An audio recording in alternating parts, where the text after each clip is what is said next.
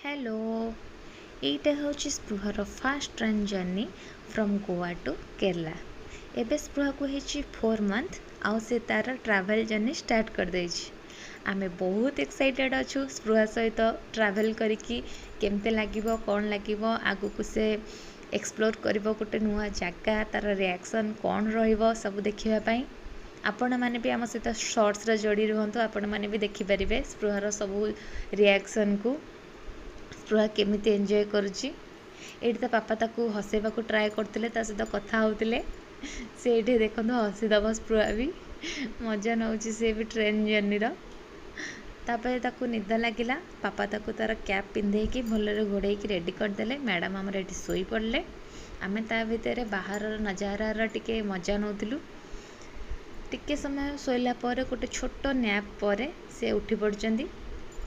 से उठिला पर जमी बोर न हम से आम स्पिनर नहीं जाइलु। स्पिनर देखिकी से खुशी हो जाए बहुत से आम स्पिनरटा नहीं जाइलु। से स्पिनर सहित खेलुला से ता भितर आम आमर डिनर पाई नहीं जाइलु परोटा और आलू भजा।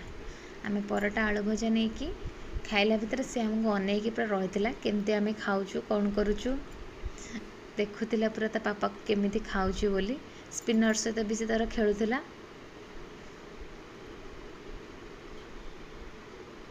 ये देखो केमती पूरा अनेक रही पापा केमती खाऊँच। से आम खाइला बेले आमको सब बेले से पूरा अनेक रही था एमती देखुए आम केमिति खाऊचु कौन करुचु। एमती थिला स्पृहार फास्ट ट्रेन जर्नी। ता स्माइल सहित आम एंड करवा तार फास्ट ब्लॉग को।